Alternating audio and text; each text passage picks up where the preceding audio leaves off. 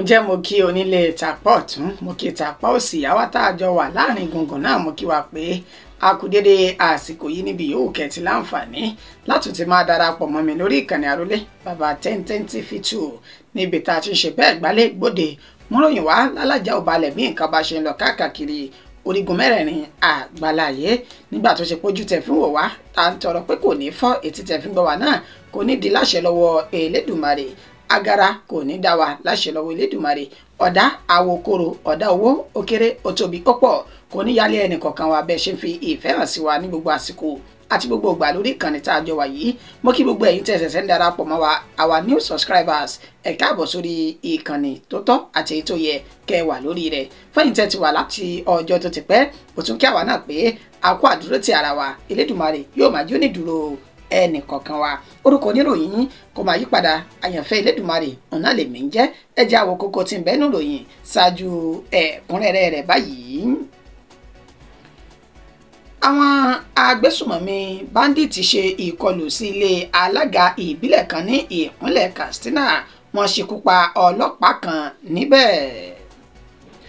A ṣetán láti ṣe ìwọ́de ìfẹ̀hónúhàn lórí owó ìpè tó ṣe bẹ́ẹ̀ tó gbówó lórí ẹgbẹ́ òṣìṣẹ́ náà sọ èyí di mímọ̀. Ọ̀rọ̀ rádaràda ọ̀rọ̀ rírùn níléeṣẹ́ ọlọ́pàá ń sọ pẹ̀lú onídùúró tí wọ́n sọ wípé kí n lọ rè wá kódà ó tàbùkù mi púpọ̀ gan ni Ọmọyẹlé Sowore ló máa fi ohun náà tó fi léde.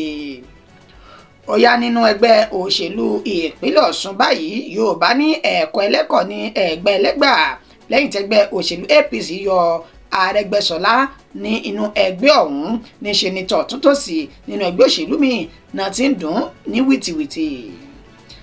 Àwọn ọlọ́pàá ṣekú pa àwọn ajínigbé 5 wọ́n gba ènìyàn 3 sílẹ̀ ní ìpínlẹ̀ Ògùn.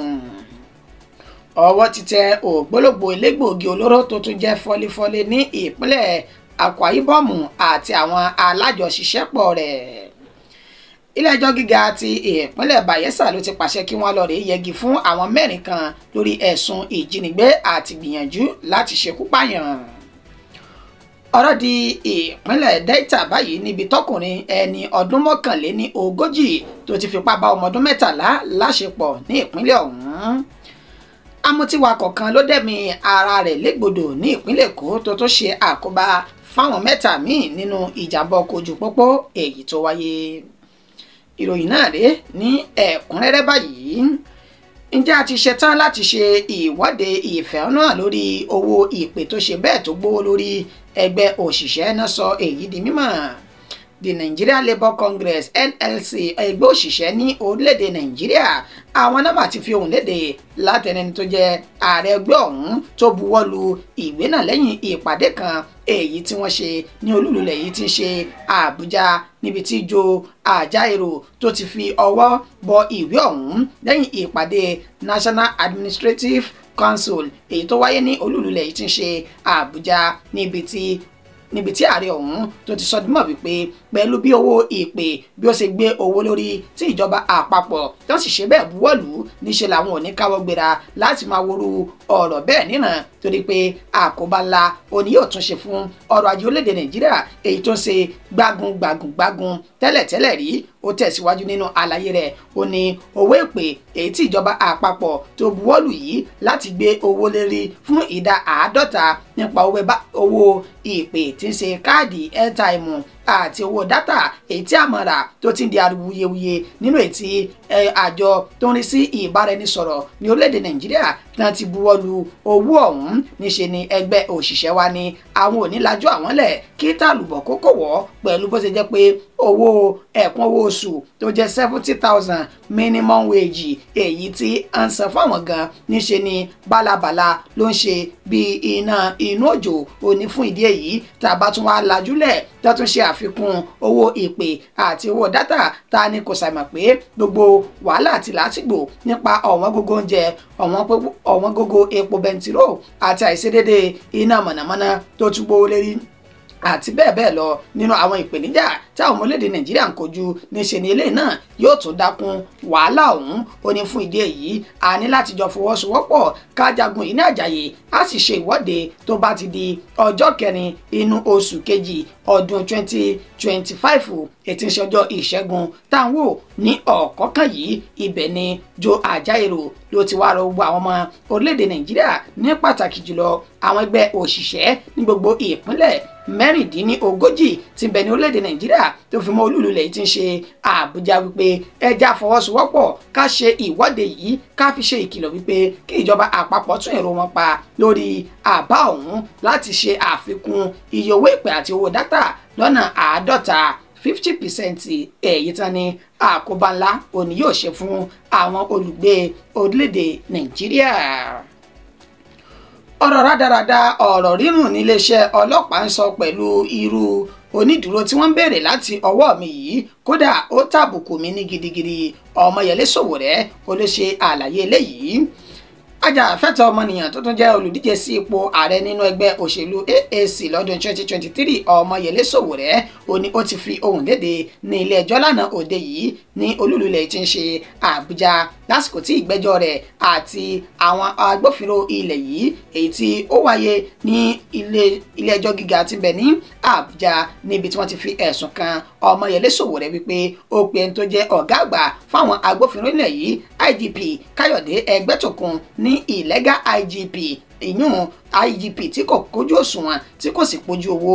ìtàn mú ọ̀rọ̀ Sowore lọ sí ilé ẹjọ́ ṣáájú ni wọ́n ti ní kí Sowore fi onídùúró tó wà ní ìpele 17 nínú iṣẹ́ ìjọba àti dúkìá èyí tí yóò lo àti dúkìá èyí tí owó rẹ̀ yóò máa lọ bí $100 mílíọ̀nù tó fi mọ́ ìwé ètò ìrìnnà rẹ̀ pé àwọn yóò fi kalẹ̀ gẹ́gẹ́ bí bẹ́ẹ̀lì rẹ̀ ní iléeṣẹ́ ọlọ́pàá ọ̀hún níbi tí Ọmọyẹlé Sowore tó ti fárígá wípé ọ̀rọ̀ rírùn àti ọ̀rọ̀ rádaràda tó ta àbùkù òun ó ní iléeṣẹ́ ọlọ́pàá náà fi ń lò òun. Nígbà tí Ọmọyẹlé Sowore ń ṣe ní àlàyé wípé láti 1992 tóun ti jẹ́ aṣáájú ajìjàǹgbara ní orílẹ̀-èdè Nàìjíríà ó ní kódà ààrẹ Bọ́lá Ahmed Tinubu gan níṣe ni ó wà ní sẹ́nítọ̀ lásìkò tá à ń sọ yìí. olóṣì dún lójú gbangba pé Káyọ̀dé Ẹgbẹ́tòkun tá à ń sọ yìí níṣe ni yóò wà ní sájẹ́ǹtì lẹ́nu iṣẹ́ ọlọ́pàá tó bá ṣẹ̀ṣẹ̀ gba iṣẹ́, that is tí kò bá tún ṣe màgòmágó iye ọjọ́ orí rẹ̀ lásìkò gbà náà. Ọmọyẹlé Sowore wá ní gbogbo ọ̀nà tí àwọn agbófinró orílẹ̀-èdè Nàìjíríà ń gbà láti lè jẹ́ kí ìwà àjẹbánu kó tún tẹ̀síwájú sí i. ó ní òun sánà bí yóò ṣe dópin ní àsìkò yìí. ó ní òun kò ní bá wọn lọ́wọ́ sí i, bẹ́ẹ̀ lòun kò sì ní bá wọn pẹ̀kẹ́lúrú ọ̀rọ̀ bẹ́ẹ̀ wípé kí ìdàgbàsókè kó tún máa bá ìwà àjẹbánu ní orílẹ̀-èdè Nàìjíríà. ó ní ẹja ti bi lẹ́bẹ̀ ká fi mọ́lẹ̀ lẹ́jẹ̀ bó ní iléeṣẹ́ ọlọ́pàá yóò ṣe máa sọ wípé kí n fi ìwé ìrìnnà mi sílẹ̀. ó ní tó bá tiẹ̀ jẹ́lé ẹjọ́ a sì tún gbọ́ iléeṣẹ́ ọlọ́pàá lásánlàsàn wọ́n sì wá máa béèrè ìwé ìrìnnà mi wípé ọ̀nà ìwà àjẹbánu àti ọ̀nà ìrú òun náà tún eléyìí. ó ní wọn ò tún wá fi mọ̀ bẹ́ẹ̀ wọ́n tún béèrè fún dúkìá èyí tí yóò máa tó bí $100 mílíọ̀nù. ó ní ta ni kò mọ̀ pé ìwà àjẹbánu náà ni wọ́n tún pọ́nlé láàrin ara wọn yìí nígbà tó tún sọ mọ̀ pé onídùúró tó wà ní ìpele 17 lẹ́nu iṣẹ́ ìjọba yóò tún dúró fún òun. ó ní gbogbo eléyìí ìwà àbùkù gbáà ni torí pé òun Ọmọyẹlé Sowore òun ti làmìlaka ní orílẹ̀-èdè Nàìjíríà àti ní òkè òkun pẹ̀lú bó ti jẹ́ pé òun gan fúnra lára òun gba àwọn òṣìṣẹ́ ṣiṣẹ́ ni tóun ò sì ṣiṣẹ́ lábẹ́ ẹnikẹ́ni. irú ọ̀rọ̀ yìí ó tàbùkù òun ó sì dúró lórí pé òun ò ní yé sòdodo àti òtítọ́ ọ̀rọ̀ tóun sì máa jà ní orí ìwà àjẹbánu àti wèrú èyí táwọn agbófinró orílẹ̀-èdè Nàìjíríà tí wọ́n ń wù yìí. ìgbẹ́jọ́ rẹ̀ ń tẹ̀síwájú lénìí ní ilé ẹjọ́ gíga tí ń ṣe olú-ìlú ilẹ̀ yìí ní Àbújá. ó yá nínú ẹgbẹ́ òṣèlú ìpínlẹ̀ Ọ̀ṣun báyìí ṣé Yorùbá ló ní ẹ̀kọ́ ẹlẹ́kọ̀ ní ẹ̀gbá ẹlẹ́gbà lẹ́yìn tẹ́gbẹ́ òṣèlú APC yọ ọ̀gbẹ́ni Ràúfù Arẹ́gbẹ́ṣọlá kan yọ kúrò nínú ẹgbẹ́ ọ̀hún tán níṣe ni tọ̀túntò sínú ẹgbẹ́ òṣèlú míì ni wọ́n rọ́bù ní wìtìwìtì. tẹ́ ẹ bá gbàgbé lọ́jọ́ àìkú tí ń ṣe Sunday ní ìròyìn náà ló jáde wípé àwọn olólùfẹ́ ẹni tó jẹ́ gómìnà tẹ́lẹ̀ ní ìpínlẹ̀ Ọ̀ṣun tó tún ti ṣe mínísítà fọ́rọ̀ ètò ilẹ̀ abẹ́lé ní olúùlú yìí tó tún ti ṣe mínísítà fọ́rọ̀ ilẹ̀ abẹ́lé èyún ọ̀gbẹ́ni Rọ̀úfù Arẹ́gbẹ́ṣọlá ó ní àwọn olólùfẹ́ rẹ̀ ni wọ́n ya kúrò nínú ẹgbẹ́ òṣèlú APC tí wọ́n sì sọ dímọ̀ pé àwọn yóò jókòó àwọn yóò ro àárọ̀ àti ọ̀dọ̀fínú àwọn dáadáa láti mọ̀rú ẹgbẹ́ òṣèlú èyí tí àwọn yóò tún darapọ̀ mọ́ léyìí tó bá ní àfojúsùn rere fún orílẹ̀-èdè Nàìjíríà. níṣe ni ẹgbẹ́ òṣèlú APC lánàá òde yìí náà wá sọ síta wípé àwọn ti yọ ọ̀gbẹ́ni Rọ̀úfù Arẹ́gbẹ́ṣọlá kúrò nínú ẹgbẹ́ òṣèlú APC ti ìpínlẹ̀ Ọ̀ṣun látàrí ẹ̀sùn ìwà màgòmágó àti àìní ìfọkànsìn ẹgbẹ́ ọ̀hún èyí tí wọ́n fi kan Rọ̀úfù Arẹ́gbẹ́ṣọlá. kí ni wọ́n kéde ìkéde yìí sí? níṣe ni ẹgbẹ́ òṣèlú lọ́tún àti lọ́sì ni wọ́n ń dun ọ̀gbẹ́ni Rọ̀úfù Arẹ́gbẹ́ṣọlá wípé kó wá darapọ̀ mọ́ àwọn nínú ètí ẹgbẹ́ òṣèlú New Nigeria People's Party NNPP tí wọ́n ti sọ di mímọ̀ lánàá òde yìí wípé àwọn mọ̀ sí tán láti kí ọ̀gbẹ́ni Rọ̀úfù Arẹ́gbẹ́ṣọlá kábọ̀ sí inú ẹgbẹ́ òṣèlú àwọn láti lè jẹ́ kí àwọn jọ gbáradì lórí ètò ìdìbò tọdún 2026 tí ó wáyé ní ìpínlẹ̀ Ọ̀ṣun. bákan náà ni ẹgbẹ́ òṣèlú PDP làwọn náà ti sọ dímọ̀ wípé bí ọ̀gbẹ́ni Rọ̀úfù Arẹ́gbẹ́ṣọlá tó bá ti dé sínú ẹgbẹ́ ọ̀hún àwọn yóò kí káàbọ̀ àwọn yóò sì ṣe ní bàbá ẹ pẹ̀lẹ́ ẹ káàbọ̀ sáàrin wa.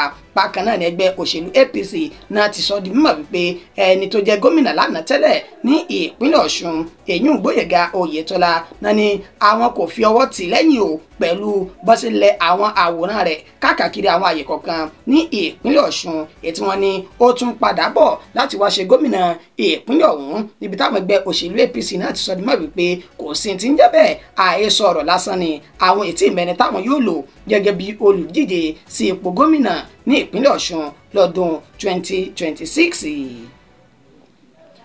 àwọn agbésùmọ̀mí báńdíìtì náà máa ṣe ìkọlù sílé alága ìbílẹ̀ kan ní ìpínlẹ̀ Katsina wọ́n ṣekú pa ọlọ́pàá kan níbẹ̀.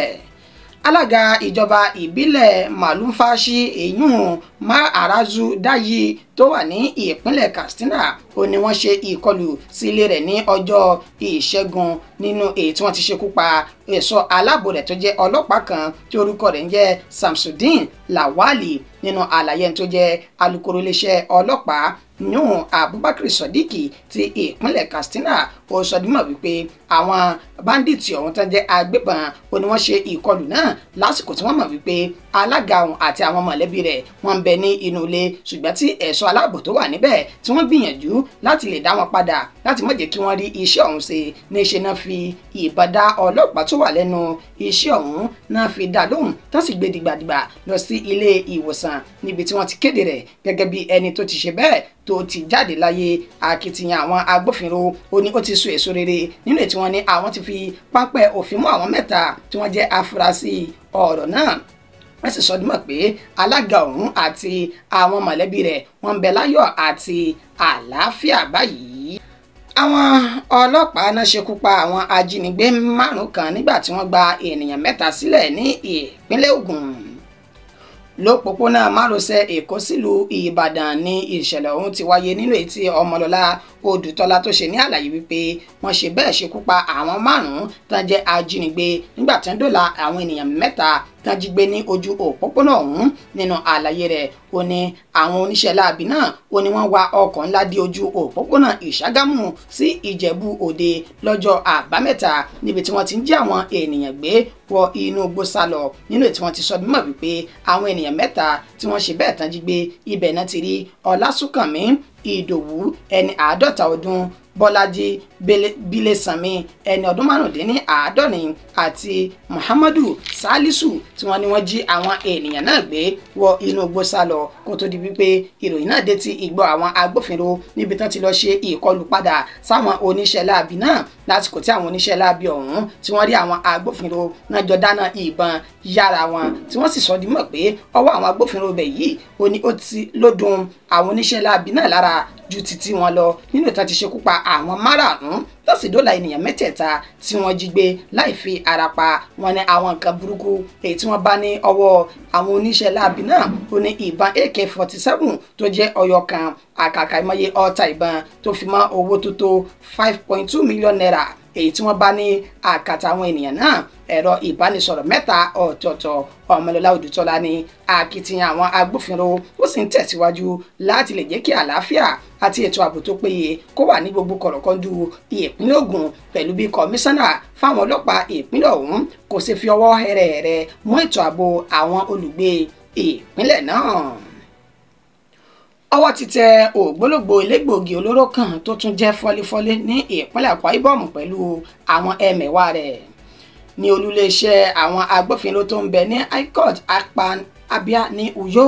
Ó ní ẹni tó jẹ́ alukoro iléeṣẹ́ ọlọ́pàá ọ̀hún Tifon John ló ti ṣe ní àlàyé fún àwọn oníròyìn pé ní abúlé kan ètò wọn pè ní Epena Upa àti Afa Eviat ní ìjọba ìbílẹ̀ Etina. Ó ní ìṣẹ̀lẹ̀ náà ó ti ṣẹlẹ̀ níbi tí ọwọ́ ti ba àwọn elégbòogi olóró tó tún jẹ́ fọ́lífọ́lí tán lọ rè kólé onílé ní ìjọba ìbílẹ̀ ọ̀hún. Ó ní àwọn 8 ni wọ́n ọwọ́ bà níbi tí wọ́n ti rí ọkùnrin àti obìnrin 2 ọ̀tọ̀ọ̀tọ̀ nínú àwọn ènìyàn tí wọ́n wu ìwà yìí. Ó sọ dímọ̀ wípé àwọn obìnrin míì èyí tí wọ́n tún jẹ́ elégbòogi olóró tí wọ́n ń ta egbòogi olóró fún àwọn ènìyàn, ibẹ̀ náà ti dárúkọ Queen Sambo Omere àti Joy Chima tán sì ní gbogbo wọn báyìí lápapọ̀ náà ti wà ní akolo àwọn agbófinró níbi tá ti ń ṣe ìwádìí wọn lọ́wọ́ tán sì ní tí ìwádìí bá ti fojú hàn ní gbangba ilé ẹjọ́ ló kù tí wọ́n kọjú àwọn ènìyàn náà sí.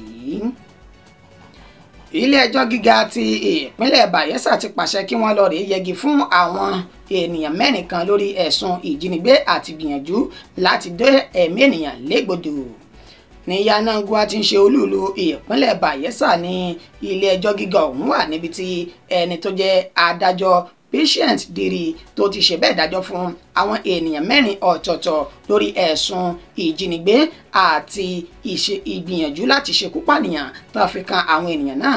Àwọn ọ̀daràn 4 ọ̀hún níbi tá a ti rí mánéjà Etonzo Daniel Deri Eti-Ede àti Enimotimi Rufus tó fi mọ́ Tari First Man ní ọwọ́ bà ní àsìkò tí wọ́n ní wọ́n ṣe ìkọlù sí iléeṣẹ́ kan tán pè ní Drinking Company èyí tó wà ní Ayama ìjọba ìbílẹ̀ gúúsù ìjọ tí ń ṣe ìpínlẹ̀ Bayelsa. Àlàyé agbèfọ́ba ọ̀hún èyí tó ṣe ní àlàyé ó sọ dímọ̀ wípé wọ́n gbìyànjú láti jí ẹni tó jẹ́ ọ̀gá iléeṣẹ́ ọ̀hún gbé ṣùgbọ́n wọn kò rí.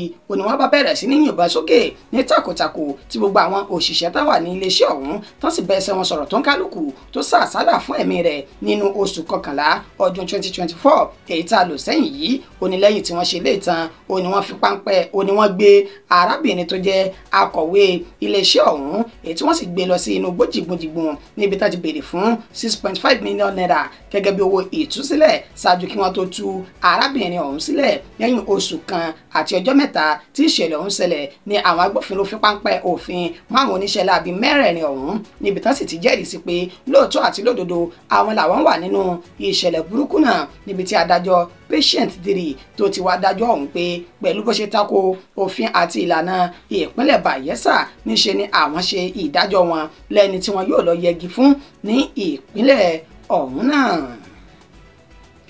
Ọ̀rọ̀ di ìpínlẹ̀ Delta báyìí níbi tọkùnrin ẹni ọdún 41 ti fipá bá ọmọ ọdún 13 kan láṣepọ̀ ní ìpínlẹ̀ ọ̀hún.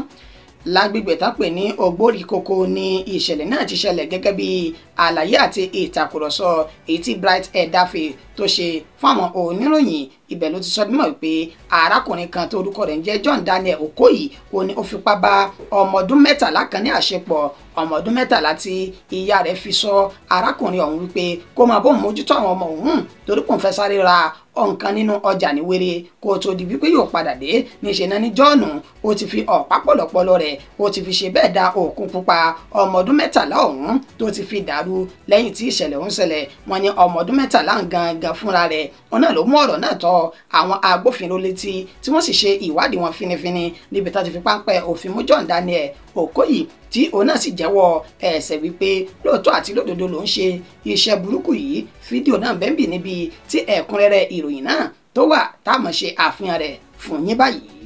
I am SP Edafe Bright and this is Delta State Police Command. We are presently at Ekpan Police Station in Ovie, local government area of Delta State. And with me, we have, what is your name? Godwin Okoli. How old are you? 41. He is a 41-year-old man who lured a 16-year-old girl into his room or wherever he will tell us and had carnal knowledge of this little girl. He will tell us how he went about it and what he hoped to enjoy from sleeping with such a small girl, even if it's against her will. Which day this day happen? On the 3rd of this January. Yes. Okay. The little girl, who the girl be to you? Na my close neighbor pikin. Your close neighbor pikin. So where you for do am this thing? For the place. For where? The place. Their own house. You went. What you go do for the house? Her mom leave them for me. Say make I look them. I tell her mom say I no fit look them. Okay, the mom left them for you to look after them. That's one you have had him. He said the children were left for him to take care of while the mom was away. Our parents are listening. So what you happen? Because she never told me once before say make I look at children. So that day I will talk. I tell her I no fit. Okay. So I want to go sleep. He begin beg. He say God when I beg. I say I no fit because I know say I be look. Oh yeah, what you happen now? You know why we dey talk? Yes. So the girl can go house. Her mom can go. She can collect key. Can go the house. So I can go meet her and say okay, arrange where her mom to make you arrange. And she never does. I can't come because I don't need the junior brothers. Okay. You know what you do. Okay. So tell me how you take do and why when she get inside, she fall the curtain of the window. So I push her to the bed and I slept with her. You push her to the bed? Yeah. I made love to her? Yeah. Okay, so how come they can't know say you do the girl something? Now when me I never know because at the house when somebody could tap my door to look for a neighbor, I say I not be neighbor. So as I just open the door, the guy just slapped me. I say bro, wait with the quarrel. If I know they take me to community. Okay, who do the best way in slap you? Who in be? Be like nah the woman where they get to the lane work. So how you think that they know say you do something to the girl? Maybe the girl tell them. So if the girl consented to it, she go tell them? No. Okay, so when you finish, you felt like you were a man? No. I feel very ashamed. That the 41-year-old man who was given some children to take care of decided to take advantage of a 16-year-old girl. I feel very ashamed. How old are you? 41. How many children you get? No. You never born? You get wife? No. I only have a girlfriend. You have a girlfriend? Okay. Hope the girl is very proud of you now. No. Are your parents still alive? Already left. Your parents, are they still alive? Only my mom is alive. Your mom is alive. You are from where? I'm from Calabar. Calabar. Where in Calabar? Akwa Ibom. Okay, you said this. You are from Calabar, Akwa Ibom. They have Akwa Ibom in Calabar. Uyo. You are from Uyo, Akwa Ibom. You don't even know where you come from again. Okay, well, the take home here is that children were left for this man who happens to be their neighbor to take care of.